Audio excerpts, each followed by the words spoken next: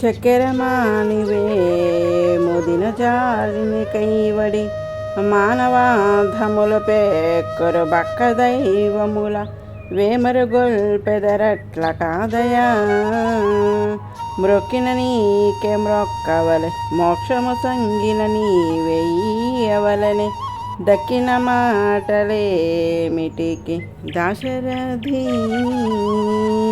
కరుణాపయోనిధి.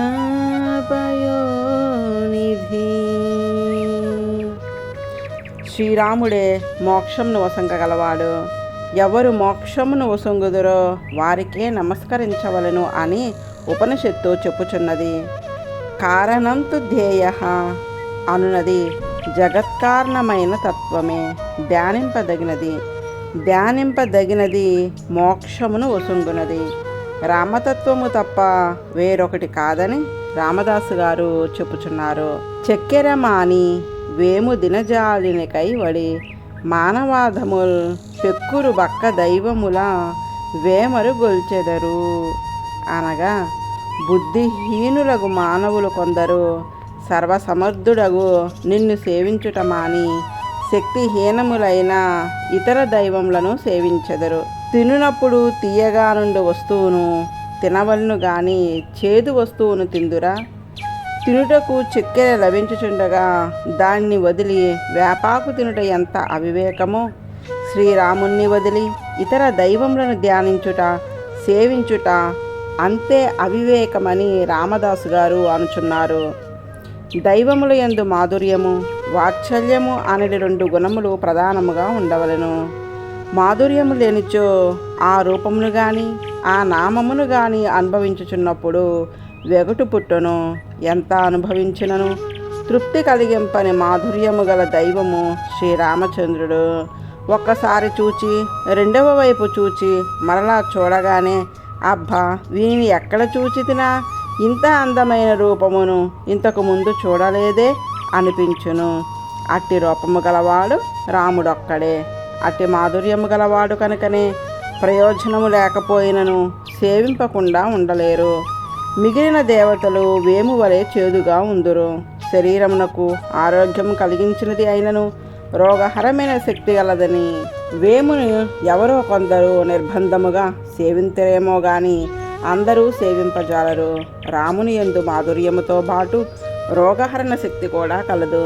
అందుకే వీరిని తమిళ భాషల్లో ఆల్వార్లు ఆరావముదు తృప్తి తీరని అమృతము అందరు. అమృతము వలె రుచిగా ఉండినది, అమృతము వలె రుచికలది అయి ఉండియు ఎంత అనుభవించినను చాలును అనిపించని అమృతము శ్రీరామామృతము. అంతేకాకుండా ఆల్వార్లు నచ్చు మామర అందు రచుంచెడి గొప్ప మందు అందురు.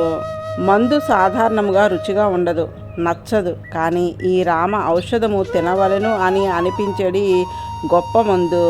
ఒకరి ప్రేరణ అక్కరలేకయే నిర్బంధము అక్కరలేకయే సేవింపదగిన మందు. సంసార రోగ నివర్తకమైన మందు. అవిద్య కామకర్మలను నశింపజేయు మందు. అటువంటి మందైన రామనామమును రామరూపమును అనుభవించుటకు వీలుగా ఇచ్చిన మానవ జన్మ పొందియు కొందరు అధములు తీపిని వదిలి వేము తినుట ఎంత హాస్యాస్పదమో, రాముణ్ణి వదిలి ఇతర దైవములను సేవించుట అంత శోచనీయము, హాస్యాస్పదము. ఇతర దైవములు బక్క దైవములు అనగా అసమర్థులైన దైవములు. మోక్షమును ఇచ్చుటకు సామర్థ్యము కావలను. మోక్షము ఒసంగుటలో కొన్ని యోగ్యతలు ఉన్నవారికే మోక్షం ఒసంగగలవారు మిగిలిన దైవములు. కర్మయో జ్ఞానమో భక్తియో కలిగి జన్మచే ఆశ్రమముచే సంస్కారవంతులై ఉండువారికి మోక్షంను ఒసంగువారు ఇతర దైవములు. మన శ్రీరామచంద్రుడు దోషంతో ఉన్నను సరే స్వీకరించువాడు. ఏ యోగ్యత అవసరము లేదు, నీ వాడను నేను అనుకున్న చాలును రక్షించువాడు. అందరికీ అందుబాటులో లేని దైవములు గొప్పవారు కారు, వారు శక్తిహీనులు. ఏది వేసినను కాల్చగలిగిన అగ్ని వలె ఎట్టి వారినైనా వారిలోని దోషములను తొలగించుకొని పరిశుద్ధముగా అనుసరించుకొని అనుభవింపజేయగలవాడు శ్రీరాముడు. అందుచే వానినే ఆశ్రయింపవలను. ఇతర దైవములను కొలుచుట అవివేకము. ఒక పక్షికి ఓ పడవలు నడుపుకొని పల్లెవానికి అటవికురాలైన బిల్లజాతి స్త్రీకి అందుబాటులో ఉండు వారి కోరికలు ఈడేర్చినవాడు. మాధుర్యము ఎంత ఉన్నదో వాత్సల్యము అంత ఉన్నది స్వామిలో. తన బిడ్డనిపై తల్లినికి ఎంత ప్రేమ ఉండునో మా రామునికి అందరిపైన అంత ప్రేమ. వారు అపవిత్రముగా ఉన్నారని గాని, యోగ్యత లేదని గాని, తాని పవిత్రుడు అని గాని భావించి దరిచేరిన వారిని త్రోసివేయజాలని వాత్సల్యమయ మాతృస్వభావము గలవాడు శ్రీరాముడు. కోతుని శత్రుపక్షమునకు చెందిన రాక్షసుని రాముడు తప్ప వేరొకరు ఎవరైనా రక్షింతురా? మిత్రులకు భావింతురా?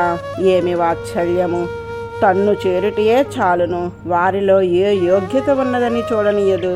శ్రీరామచంద్రుని వాత్సల్యము తన్ను చేరుటియే చాలును, రక్షించుటయే తన కర్తవ్యము అని వారి కొరకుగా తన కొరకే రక్షించువాడు శ్రీరాముడు. దైవములలోకెల్లా పరమ అయిన దైవము శ్రీరాముడు. వానిని ఆశ్రయించుటకు మనుష్యులమై జన్మనెత్తిన మనము వెనుకకు తగ్గినచో మరి మోక్షమే కలుగుటకు అవకాశము లేదు.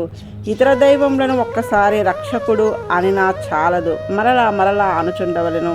మా రామునికి అట్లు కాదు. ఒక్కసారి నీ వాడను అని అనుకొని నా చాలును, రక్షణ లభించును. అట్టి సులభుడు, సుశీలుడు, మాధుర్యము అయిన మూర్తి, ఆనందస్వరూపుడు, ఆనందప్రదుడు, శరణాగత వత్సలుడు, మనతో సమానుడుగా మానవుడై ఉన్నవాడైన రామచంద్రుడు ఉండగా ఇతర దైవములను ఆశ్రయించిన వారు మానవాధములు. రాముడు చక్కెర వంటివాడు, ఇతర దైవములు వేము వంటివారు. వీనిలో అంతా తీపే, వారిలో అంతా చేదే. వారిని ఎవరు ఆయన్ను సేవింతురా? ఆయనను పెక్కురు అధమ మానవులు కొల్చుచుందురు. కారణము వారి అవివేకమే. దానికి కారణము వారి పూర్వజన్మకృత దుష్కృతమే. రూపగుణములచే పరిపూర్ణుడు అయ్యి ఆశ్రిత సులభుడై పతిత పాముడు అయిన వేరొక దేవుడేడి? మా రాముడు తప్ప. ఇతర దైవములను వేమరు అనగా చాలా మార్లు సేవింపవలను. మా రాముణ్ణి ఒక్కసారి సేవించినా చాలును, మరలా మరలా సేవింపనక్కరలేదు. రక్షించుటయే తన కర్తవ్యంగా గలవాడవుటచే రక్షింపబడు వారు దొరుకుదురా అని ఎదురు చూచుచుండవాడు మా రాముడు. రక్షించువాన్ని ఆశ్రయింపవలెను, కానీ రాముని మనము ఆశ్రయింపనక్కరలేదు. అతడే మన కొరకు ఎదురు చూచుచుండును. రక్షించుడు తనకే లాభమని, తన కర్తవ్యము అని సంతసించును. అంతేకాదు, వాత్సల్యముతో నిండిన మూర్తి. భగవంతుని గుణములలో వాత్సల్యము లేనిచో ఆ భగవంతుని ఎవరునూ ఆశ్రయించరు.